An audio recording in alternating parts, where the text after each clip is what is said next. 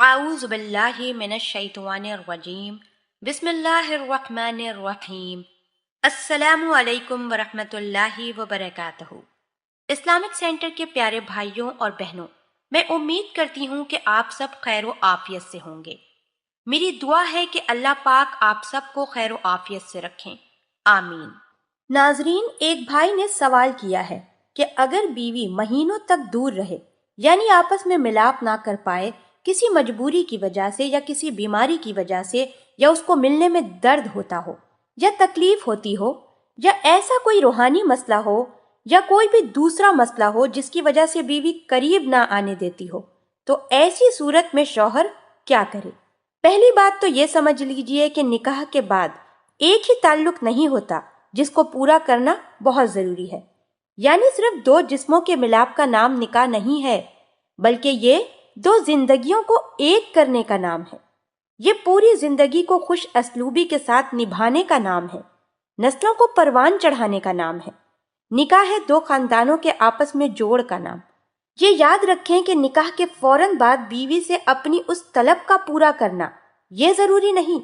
کسی حدیث میں نہیں ہے، نہ ہی قرآن پاک میں ہے کہ نکاح کے فوراً بعد اگر آپ نے اس عمل کو نہیں کیا تو آپ گناہگار ہو جائیں گے۔ یہ بات یاد رکھیں کہ کبھی کبھار بیوی کافی کم عمر ہوتی ہے، جس کی وجہ کر اسے اس عمل تک آنے میں دشواری محسوس ہوتی ہے۔ علماء یہ کہتے ہیں کہ بیوی کو اس عمل پر رضامند کرنے کے لیے بیوی کے ساتھ پیار محبت کی باتیں کریں، پہلے اسے اپنے قریب لائیں، تاکہ جب آپ اس عمل کی طرف آنا چاہیں تو وہ پریشان نہ ہو، چڑچڑی نہ ہو، آپ سے نفرت نہ کرنے لگے۔ تو اس بات کو یاد رکھیں کہ جب ایک دفعہ بیوی کے دل میں اس چیز کو لے کر نفرت پیدا ہو گئی تو اب آپ پھر کبھی بھی اس کے دل میں محبت نہیں ڈال سکیں گے۔ یہ ایک ایسا عمل ہے جو فطرتی تقاضے کے مطابق ہے، یعنی فطری عمل ہے۔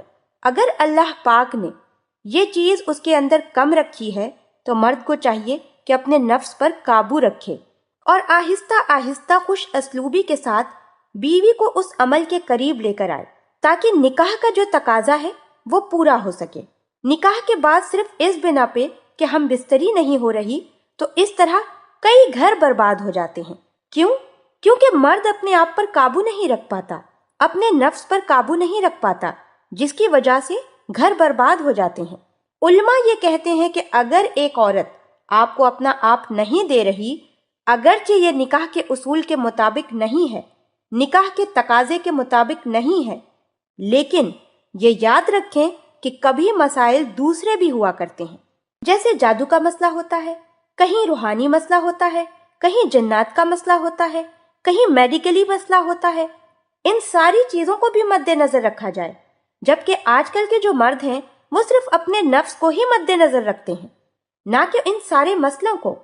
اور جب ان سارے مسائل سے نظریں ہٹا لی جاتی ہیں تو گھر بھی برباد ہوتے ہیں، طلاقیں بھی وجود میں آتی ہیں۔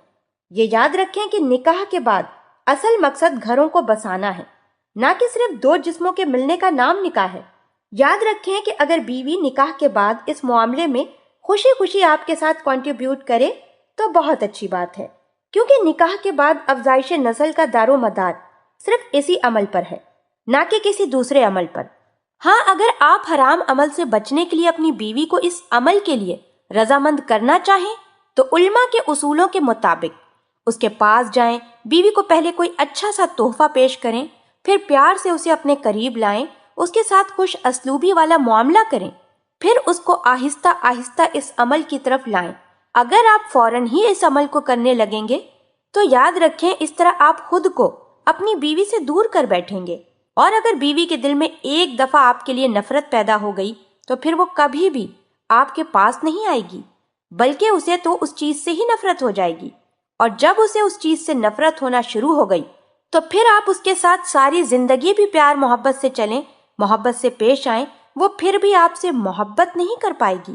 اسی طرح بیویوں کو بھی چاہیے، اگرچہ وہ کم عمر ہیں، لیکن آج کل کوئی ایسی لڑکی نہیں جسے ان سب چیزوں کا پتہ نہ ہو، جسے ان معاملات کا پتہ نہ ہو۔ یہ سارے معاملات اللہ پاک کی طرف سے ہی ہیں۔ اللہ پاک ہر مرد اور عورت کے دل میں ان چیزوں کو ڈالتے ہیں۔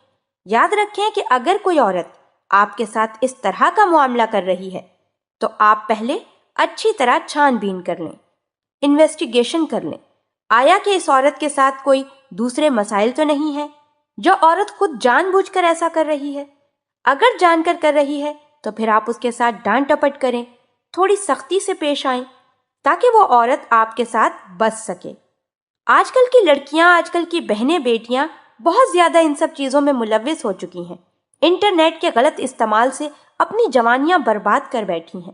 جب شادیاں ہوتی ہیں تب انہیں شرم آتی ہے، اپنے شوہر سے جھجک محسوس ہوتی ہے کہ اگر شوہر کو یہ بات پتہ چل گئی تو پھر ہمارا گھر نہیں بسے گا، ہمیں طلاق ہو جائے گی اور اس طرح ایک کٹھن زندگی کی شروعات ہو جائے گی۔ یہ یاد رکھیں کہ ان چیزوں کو بھی ختم کرنے کے کئی ذرائع ہیں۔ آپ ان اسباب کو اپنائیں، آپ ان چیزوں کو دیکھیں، آپ اپنا علاج کروائیں تاکہ آپ کی جوانیاں دوبارہ لوٹ آئیں۔ اللہ پاک ہم سب کو ایسی چیزوں سے بچنے کی توفیق عطا فرمائے۔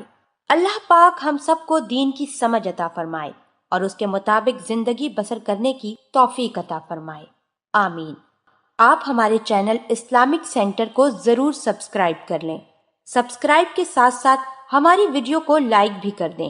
اللہ پاک آپ سب کو اپنے حفظ و امان میں رکھے، آمین۔